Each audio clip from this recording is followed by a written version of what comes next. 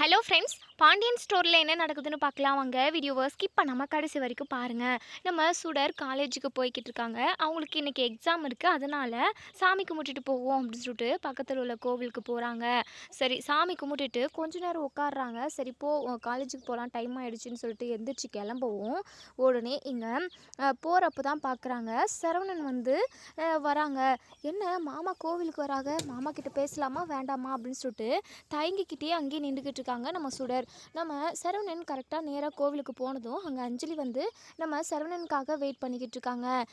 பேச போகலான்னு நினைக்கிறாங்க சுடர். அதுக்குள்ளவே இங்கே நம்ம சரவணன் போய் அஞ்சலி கிட்ட பேசுவோம். எப்போ அந்த அஞ்சலி, எனக்காக நீ ரொம்ப நேரம் வெயிட் பண்ணிட்டியா அப்படின்னு சொல்லிட்டு கேட்கவும், ஸோ நம்ம அஞ்சலி இருந்துட்டு அப்படியெல்லாம் இல்லை சரவணா, கொஞ்ச நேரத்துக்கு முன்னாடி தான் வந்தேன், நான் சாமி கும்பிட்டு முடிச்சிட்டேன், அது மட்டும் இல்லாமல் உனக்காகவும் சேர்த்து தான் நான் சாமி கும்பிட்டுருக்கேன் அப்படின்னு சொல்லிட்டு உடனே இங்கே நம்ம சரவணன் இருந்துட்டு, சரி அஞ்சலி, எனக்காக ஃபீல் பண்ணுறதுக்கு நீ இருக்கியே, அது மட்டும் இல்லாமல் நம்ம லவ் பண்ண காலத்துலலாம் நம்ம எவ்வளோ சந்தோஷமாக ஜாலியாக இருந்திருக்கோம் அப்படின்னு சொல்லிட்டு இவங்க பேச ஆரம்பிக்கவும், அப்போ தான் நம்ம சுடருக்கு தெரிய வருது.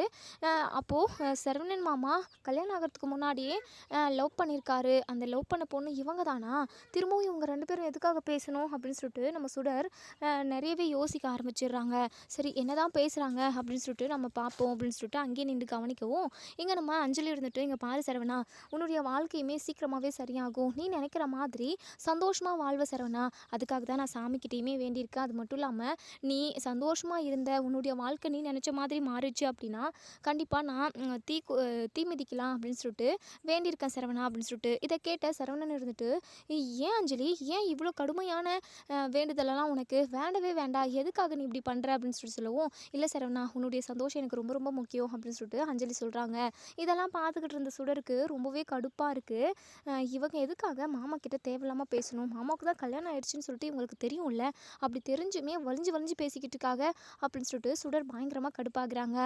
இப்போது இங்கே அஞ்சலி இருந்துட்டு, சரவணா, உங்ககிட்ட நான் ஒரு முக்கியமான விஷயம் சொல்லணும்னு சொல்லிட்டு தானே கோவிலுக்கு வர சொல்லியிருந்தேன், அதை சொல்கிறதுக்காக தான் வர சொல்லியிருக்கேன், என்ன அப்படின்னு சொல்லிட்டு இங்கே சரவணன் கேட்கவும், உடனே இங்கே நம்ம அஞ்சலி இருந்துட்டு பயங்கரமாக அழுக ஆரம்பிச்சிடுறாங்க. என்னாச்சு அப்படின்னு சொல்லி கேட்கவும், உடனே அஞ்சலி இருந்துட்டு, இங்கே பாரு சரவணா, எனக்கு மாப்பிள்ளை பார்த்துட்டாங்க, அது மட்டும் இல்லாமல் பேசியும் முடிச்சுட்டாங்க, வர வெள்ளிக்கிழமை நிச்சயதார்த்தம் பண்ணுறதா பேசியிருக்காங்களாம், மாப்பிள்ளை யாருன்னு கூட இது வரைக்கும் நான் பார்க்கல, அது மட்டும் இல்லாமல் இன்னொரு கல்யாணம் பண்ணிக்கிறதுல எனக்கு சுத்தமாக விருப்பம் இல்லை சரவணா, யாரையுமே நம்ப முடியல சரவணா அப்படின்னு சொல்லவும், இதை கேட்டு நம்ம சரவணனுக்குமே ரொம்பவே அதிர்ச்சியாக இருக்குது. இங்கே பாரு அஞ்சலி, இன்னொரு கல்யாணமெல்லாம் நீ பண்ணிக்காத, கொஞ்ச நாள் எனக்காக வெயிட் பண்ண முடியுமா அப்படின்னு சொல்லி கேட்கவும், அஞ்சலிக்கு ஒன்றுமே புரியல. ஸோ இப்போது நம்ம அஞ்சலி, என்ன சரவணா, ஒன்றும் புரியல எனக்கு அப்படின்னு சொல்லி திரும்ப கேட்கவும், அப்போ தான் இங்கே சரவணன் சொல்கிறாங்க, இங்கே பாரு அஞ்சலி, உனக்கும் கல்யாணம் ஆகி டிவோர்ஸ் ஆகிடுச்சு, உன்னுடைய வாழ்க்கையுமே சரியாக உனக்கு அமையல, எனக்கும் அதே மாதிரி தான், கொஞ்ச நாளில் சீக்கிரமாகவே எனக்கு டிவோர்ஸ் ஆகிடும், நீயும் நானும் ஏன் ஒன்று சேர்ந்து நம்மளோட வாழ்க்கையை வாழக்கூடாது அப்படின்னு சொல்லிட்டு இங்கே சரவணன் சொல்லவும், இதை கேட்ட எங்கள் அஞ்சலிக்கே பயங்கர அதிர்ச்சியாக தான் இருக்குது. என்ன சரவணா, இதனால் வேறு எதுவும் பிரச்சனை வந்துடாதே அப்படின்னு சொல்லி கேட்குறாங்க. இதை கேட்ட சுடர் தான் அப்படியே ஆடி போய் நிற்கிறாங்க. அப்போது அக்காவோட வாழ்க்கை அப்படின்னு சொல்லிட்டு சுடர் கலங்கி நிற்கிறாங்க. உடனே இங்கே சரவணன் இருந்துட்டு, இங்கே பாரு அஞ்சலி, இதனால் எந்த பிரச்சனை வந்தாலும் நான் சமாளிச்சுக்கிறேன், எனக்கு அதாவது முன்னாடியே நான் உன்னை லவ் பண்ணுறப்போவே என்னுடைய முடிவை அவங்க எல்லாருமே வீட்டில் உள்ள எல்லாருமே ஏற்றுக்கிட்டு உன்னை எனக்கு கல்யாணம் பண்ணி வச்சுருந்தாங்க அப்படின்னா எனக்கு இப்படி ஒரு வாழ்க்கை அமைஞ்சிருக்குமா, இல்லை நீயும் நானும் சந்தோஷமாக வாழ்ந்துக்கிட்டு இருந்திருப்போம், ஆனால் அப்படி ஒரு சுச்சுவேஷன் நமக்கு அமையல, ஆனால் நம்ம தான் கடைசி வரைக்கும் ஒன்று சேர்ந்து வாழணும் அப்படின்றத அந்த கடவுள் வந்து எழுதி வச்சிருக்காரு போல், இவ்வளோ பிரச்சனையை தாண்டி தான் நம்ம ரெண்டு பேரும் ஒன்று சேரணும்னு இருந்திருக்கு. இங்கே பாரு அஞ்சலி, நம்ம ரெண்டு பேரும் ஒன்று சேர்ந்து வாழ்ந்தால் தான் கரெக்டாக இருக்கும், நீ வேறு எங்கேயோ கல்யாணம் பண்ணி போய் உனக்கு ஏற்கனவே கல்யாணம் ஆகிடுச்சு அப்படின்னு சொல்லிட்டு உன்னை கண்டிப்பாக கேட்குறதுக்கு நிறைய வாய்ப்பு இருக்குது, அப்படிலாம் நான் கேட்க மாட்டேன் அஞ்சலி, உன் மேலே நான் உயிரவே வச்சுக்கிட்டு இருந்தேன், ஆனால் கடைசி நேரத்தில் என்னென்னமோ நடந்து போச்சு, அதை எல்லாத்தையுமே நம்ம மறந்துட்டு புதுசாக நம்ம வாழ்க்கையை வாழ்வோமா அப்படின்னலாம் கேட்குறாங்க. இங்கே நம்ம அஞ்சலியுமே, எனக்கும் சந்தோஷம் தான் சரவணா, ஆனால் உனக்கும் உன் ஒய்ஃபுக்கும் டிவோர்ஸ் ஆகிடுமா, ஒருவேளை ஆகாமல் இருந்துச்சு அப்படின்னா என்ன பண்ண முடியும், அதான் உன் ஒய்ஃபு உங்கூட ஒன்று சேர்ந்து வாழணும்னு சொல்லிட்டு தானே கோர்ட்டில் சொன்னதா நீங்கள் சொன்னேன், அப்படி இருக்கிறப்போ எப்படி சரவணா நீயும் நானும் ஒன்று சேர்ந்து வாழ முடியும் அப்படின்னு சொல்லிட்டு, அதெல்லாம் முடியும், அந்த மாதிரி ஒரு பொய்க்காரி கூட என்னால் ஒன்று சேர்ந்து வாழ முடியாது, அவள் சரியான நம்பிக்கை துரோகி, அது மட்டும் இல்லாமல் குடும்பத்தவே ஒட்டுமொத்த அத்தனை பேர் இருக்கும் எல்லாரையும் ஏமாத்திருக்கா, அப்போது அவள் எவ்வளோ பெரிய ஃப்ராடுக்காரியாக இருப்பான், அவள் கூட என்னால் எப்படி அஞ்சலி ஒன்று சேர்ந்து சந்தோஷமாக சந்தோஷமாக வாழ முடியும். அவள் கூட இருக்கிறப்போ ஒவ்வொரு நிமிஷமும் நான் பயந்துக்கிட்டே தான் இருக்கணும். என் கூட ஒன்று சேர்ந்து வாழணும், எங்கள் குடும்பத்தவே ஏமாற்றணுன்றதுக்காக குழந்தையே இல்லாத குழந்தைய இருக்குது, நான் கர்ப்பமாக இருக்கேன்னு சொல்லிட்டு சொன்னா. அது மட்டும் இல்லாமல் என் அம்மா அவளை எப்படியெல்லாம் விழுந்து விழுந்து கவனிச்சுக்கிட்டாங்க தெரியுமா? பெட்ரூமுக்கே ஜூஸு சாப்பாடுன்னு வேலைக்கு அதுவும் அவளுக்கு தனியாக செஞ்சு கொடுப்பாங்க தெரியுமா, ப்ரெக்னெண்ட்டாக இருக்கான்னு சொல்லிட்டு. ஆனால் அதெல்லாம் பொய்ன்னு தெரிஞ்சுமே என் அம்மாவை வேலை வாங்கிக்கிட்டு இருந்தவ அவ. அப்படி இப்படின்னு சொல்லிட்டு மயிலை அப்படி இப்படின்னு குறையா சொல்கிறாரு நம்ம சரவணன்.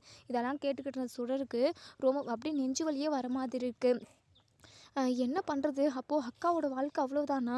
சரவணன் மாமா தான் உயிர் உலகம்னு சொல்லிட்டு அக்கா வாழ்ந்துக்கிட்டு இருக்கு. அம்மா பண்ண ஒரு அதாவது அம்மா பண்ண தப்பால் இப்போ அக்காவோட வாழ்க்கை தான் இப்போ கேள்விக்குறியாக இருக்குது.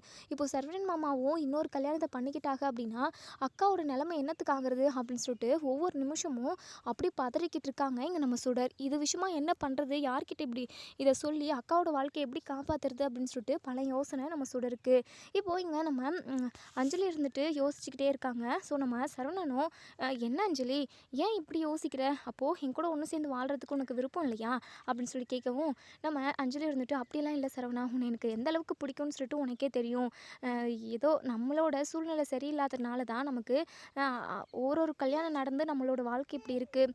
நீ சீக்கிரமாக உங்கள் ஒய்ஃப்கிட்டேருந்து டிவோர்ஸ் வாங்கிட்ட அப்படின்னா கன்ஃபார்ம் நான் உன்னை கல்யாணம் பண்ணிக்கிறேன் சரவணா அப்படின்னு சொல்லிட்டு இங்கே அஞ்சலியுமே சொல்லிடுறாங்க. சரவணனுக்கு பயங்கர சந்தோஷம். இனிமேல் நமக்கு பிடிச்ச மாதிரி நம்ம வாழ்க்கையை நம்ம மாற்றி அமைச்சிப்போம். நம்ம வாழ்க்கை விஷயத்தில் வீட்டில் உள்ள யாருமே முடிவெடுக்கக்கூடாது. இனிமேல் நம்ம வாழ்க்கை விஷயத்தில் நம்ம தான் முடிவெடுக்கணும் அப்படின்றதுல நம்ம சரவணன் உறுதியாக இருக்காருன்னு கூட சொல்லலாம். ஸோ நம்ம அஞ்சலி பயங்கர ஹாப்பியாக இருக்காங்க.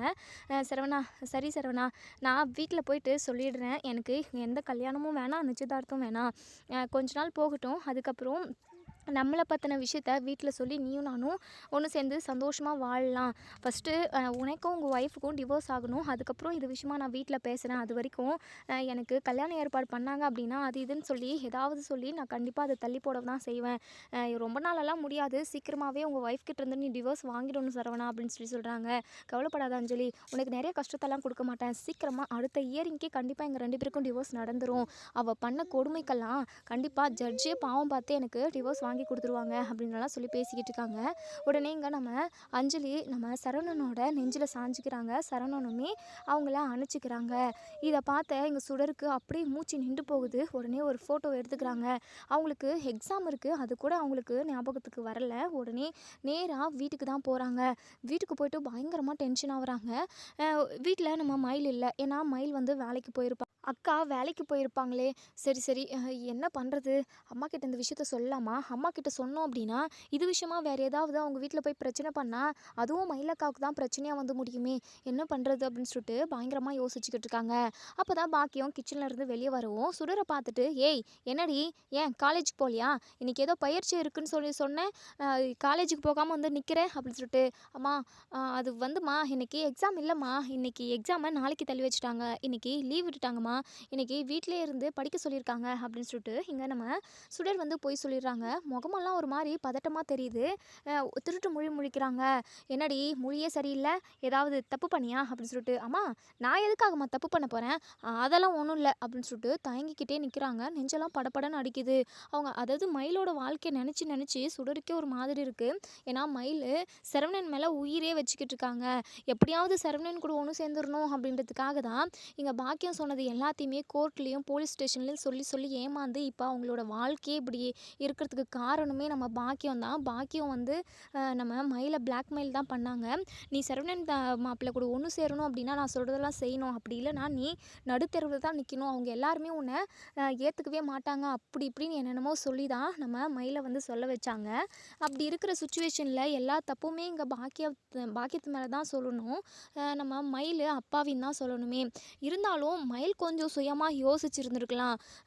அதாவது இப்படி நம்ம கேஸ் கொடுத்தோம் அப்படின்னா வீட்டில் உள்ள ஒட்டுமொத்த பேரையுமே போலீஸ் ஸ்டேஷனில் கொண்டு வந்து ஜெயிலில் போட்டால் கண்டிப்பாக அவங்களுக்கு கோவம் இன்னும் தான் அதிகமாகும். அது மட்டும் இல்லாமல் அவங்க மேலே இல்லாத பழியெல்லாம் போட்டோம் அப்படின்னா கண்டிப்பாக ரொம்பவே கோவப்படுவாங்கன்னு அவங்க யோசிச்சுருக்கணும். ஒரு நிமிஷம் மயில் யோசித்து எல்லா வேலையுமே செஞ்சுருந்தாங்க அப்படின்னா கண்டிப்பாக அவங்களோட வாழ்க்கை இப்படி மாறி இருக்காது. அம்மா சொன்னதே தெய்வ வாக்கு, அவங்க சொன்ன எதாக இருந்தாலும் கரெக்டாக தான் இருக்கும், எப்படியாச்சும் மாமா கூட ஒன்று சேர்த்து வச்சுருவாங்கன்ற ஒரு நம்பிக்கையில் முட்டாள்தனமாக சொல்லி கொடுத்த எல்லாத்தையுமே அப்படியே ஒப்படைச்சிட்டாங்க அப்படின்றதான் சொல்லணும்.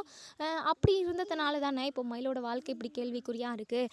யாருமே ஆறுதல் கூட இல்லாமல் சோறு போகிறதுக்கு என் பெத்த தாயே ஒரு வேளை சோறு போகிறதுக்கு கூட யோசிக்கிறாங்க. அப்படி ஒரு சுச்சுவேஷனில் தான் இங்கே மயில் இருக்காங்க. அப்படி இருக்கிறப்போ இப்போது மயிலை வந்து எல்லாருமே தப்பாக தான் நினச்சிக்கிட்டு இருக்காங்க.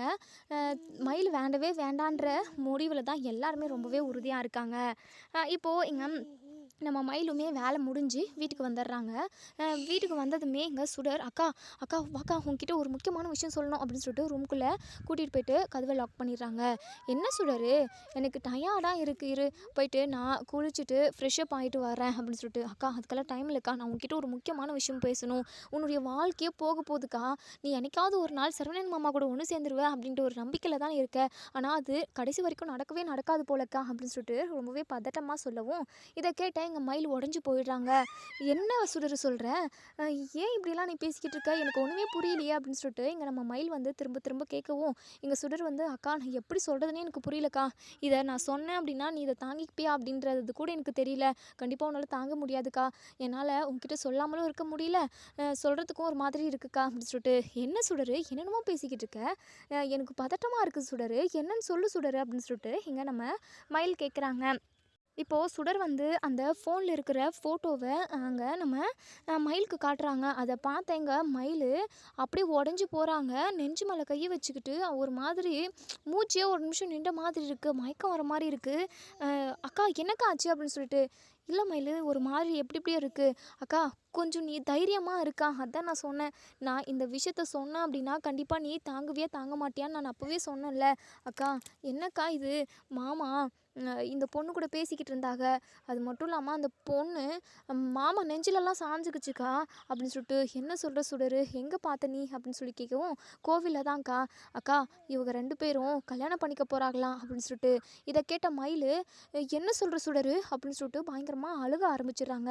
அக்கா அழுகாமல் இருக்கா, கொஞ்சம் தைரியமாக இருக்கா. இப்போ வரைக்கும் உனக்கும் மாமாவுக்கும் டிவோர்ஸ் நடக்கலை. கண்டிப்பாக உனக்கும் மாமாவுக்கும் டிவோர்ஸ் நடந்துருச்சு அப்படின்னா, ஒரு வேளை சொல்கிறேன் அப்படி நடக்கக்கூடாது. அப்படி நடந்துருச்சு அப்படின்னா சரவணன் மாமா இந்த பொண்ணு தான் கல்யாணம் பண்ணிக்க போகிறார் போல்.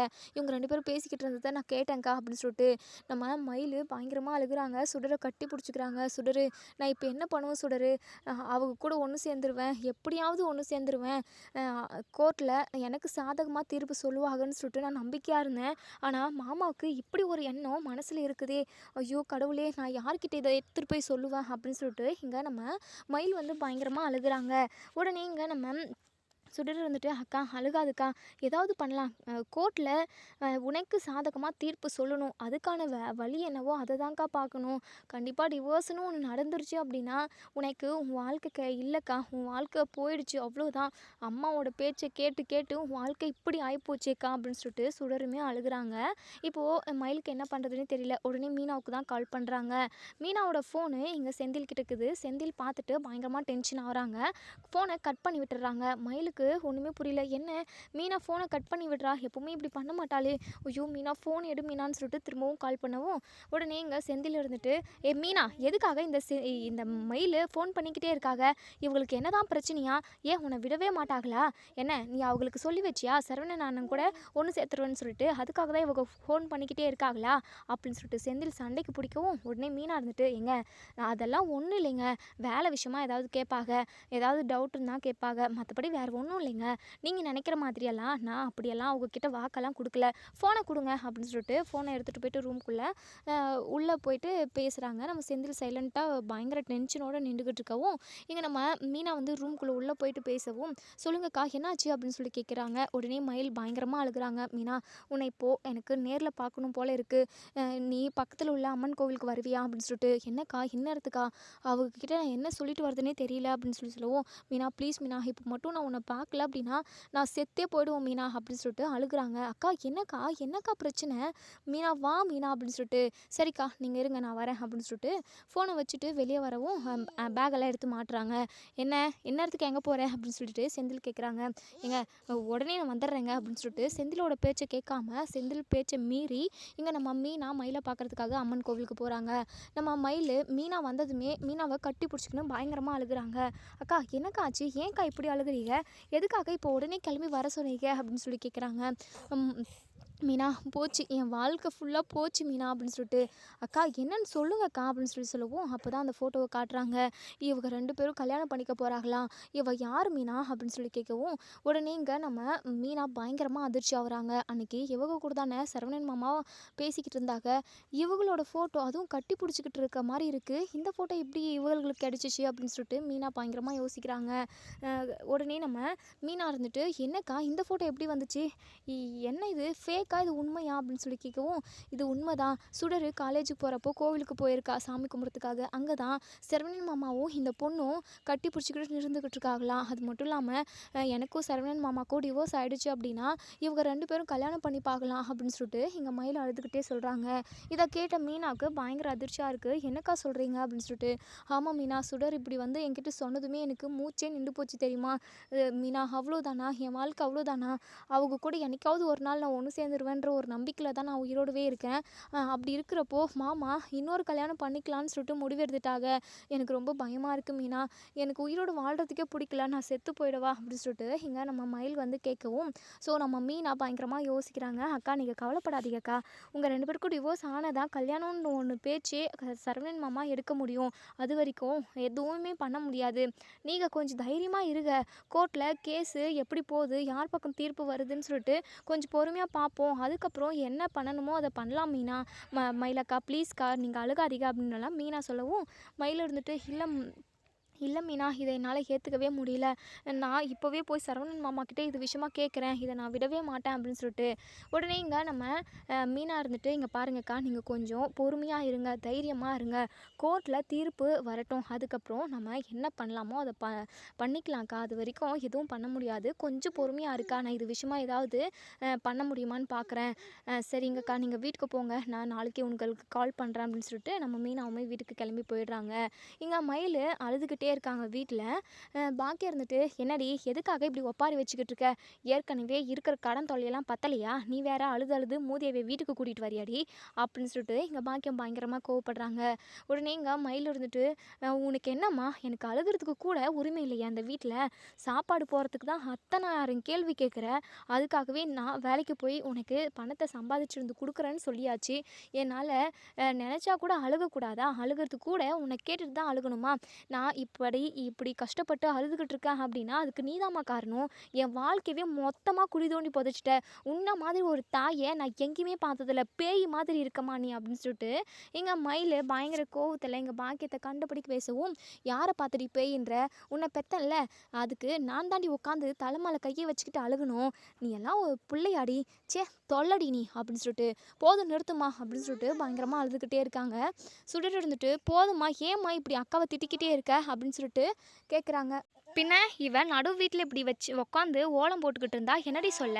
ஏற்கனவே குடும்பம் என்ன மாதிரியான ஒரு சூழ்நிலையில் போய்கிட்டு இருக்குன்னு உனக்கு தெரியலையாடி அப்படின்னு சொல்லிட்டு, அம்மா இப்போ எதுக்காக அக்கா அழுதுகிட்டு இருக்கு தெரியுமா?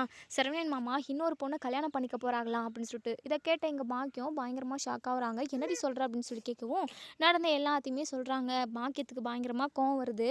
உடனே இங்கே மாணிக்கத்தை கூப்பிட்டுக்கிட்டு கோமதியோட வீட்டு வாசல் முன்னாடி போயிடுறாங்க. யாரும்மா உள்ள? சம்மந்தி அம்மா, நீங்களும் பிள்ளையை பெற்று வச்சிருக்கீங்களே, அதெல்லாம் ஒரு பிள்ளையா? ஒரு கல்யாணத்தை பண்ணி ஒரு பொண்டாட்டியை சந்தோஷமாக வச்சுக்க தெரியல, இப்போது இன்னொரு கல்யாணத்துக்கு ரெடி பண்ணிட்டியலா? ஒரு பொண்டாட்டியை வச்சு காப்பாற்றுறதுக்கு துப்பு இல்லை உங்களுக்கு அப்படி இப்படின்னு கத்தவும், உடனே இங்கே கோமதி, பாண்டியன், சரவணன் எல்லாருமே வராங்க. உங்களுக்கு என்ன பிரச்சனை? எதுக்காக நீங்கள் இங்கே வந்து கத்திக்கிட்டு இருக்கீங்க? உங்கள் குடும்பத்துக்கும் எங்கள் குடும்பத்துக்கும் எந்த ஒரு ஒட்டும் உறவும் இல்லைன்னு சொல்லி தானே நாங்கள் கேஸே போட்டிருக்கோம். இப்படி இருக்கிறப்போ நீங்கள் எதுக்காக இங்கே வந்து கத்திக்கிட்டு இருக்கீங்க? ஒழுங்காங்க இங்கேருந்து இடத்த காலி பண்ணுங்க அப்படின்னு சொல்லிட்டு பயங்கரமாக கோவப்படுறாங்க. உடனே பாக்கியம் இருந்துட்டு, ஏப்பா இப்படி இவ்வளோ தெளிவிடமாக பேசுகிறியே, ஏன் டிவோர்ஸ்க்கு அப்புறம் தானே நீ இன்னொரு கல்யாணத்தை பற்றி யோசிக்கணும், இப்போவே ஒரு பொண்ணை ரெடி பண்ணி வச்சுருக்க போல அப்படின்னு சொல்லிட்டு உடனே கோமதி இருந்துட்டு, என் பையனை பற்றி தப்பாக பேசுகிறவளை வச்சுக்கிட்டீங்க அப்படின்னா நடக்கிறதே வேறு பார்த்துக்கோங்க அப்படின்னு சொல்லிட்டு கோவப்படுறாங்க. உடனே இங்கே நம்ம அது அதாவது இது பாக்கியம் இருந்துட்டு அந்த ஃபோட்டோவை காட்டுறாங்க. இதான் உங்கள் பையன் லட்சணமா அப்படி இப்படின்னு கண்டபடி பேசவும் உடனே இங்கே நம்ம சரவணனுக்கு பதட்டமாக இருக்குது. ஐயோ, நானும் அஞ்சலியும் பேசிக்கிட்டு இருந்தது இவ பார்த்துருக்காக போல் அப்படின்னு சொல்லிட்டு அந்த ஃபோட்டோவை பார்த்துட்டு கோமதியை பயங்கரமாக அதிர்ச்சி ஆகுறாங்க. டேய் சரவணா, என்னடா இது அப்படின்னு சொல்லிட்டு. அம்மா அது வந்துமா அப்படின்னு சொல்லிட்டு திக்கி திணறவும் உடனே கோமதி இருந்துட்டு, என் பையன் எந்த பொண்ணு கூட வேணாலும் பேசுவான், யாரை வேணாலையும் அவனுக்கு பிடிச்ச மாதிரி கல்யாணம் பண்ணிப்பான், தேவையில்லாமல் இங்கே பிரச்சனை பண்ணிக்கிட்டு இருக்காதீங்க அப்படின்னு சொல்லிட்டு இங்கே நம்ம கோமதி வந்து சொல்லவும், ஓ நீ தான் சொல்லி கொடுத்து அனுப்புனியா, அப்போது உன்னுடைய ஐடியா தானே இதெல்லாம், இங்கே பார் என்ன தான் குடும்பமோ, இங்கே பாருங்கள் என் பொண்ணுக்கு ஒரு நியாயம் கிடைக்கிற வரைக்கும் உங்களை நான் யாரையும் சும்மா விட மாட்டேன் அப்படின்னு சொல்லிட்டு பாக்கியம் கண்டபடி சபிச்சுக்கிட்டு இருக்காங்க. நீங்களாம் நல்லாவே இருக்க மாட்டீங்க, நாசமாக போயிடுவீங்க, என் பிள்ளையோட வாழ்க்கையை கெடுத்து விட்டுட்டீங்க அப்படி இப்படின்னு சாபம் கொடுத்துக்கிட்டு இருக்காங்க. இதோட இந்த ரிவ்யூ முடியுது. இதுக்கப்புறம் என்ன நடக்கும் சொல்லி வெயிட் பண்ணி பார்ப்போம் ஃப்ரெண்ட்ஸ். வீடியோ பிடிச்சிருந்தா லைக் பண்ணி கமெண்ட் பண்ணி தருவீங்க. என்ன நடக்கும் அப்படிங்கிறது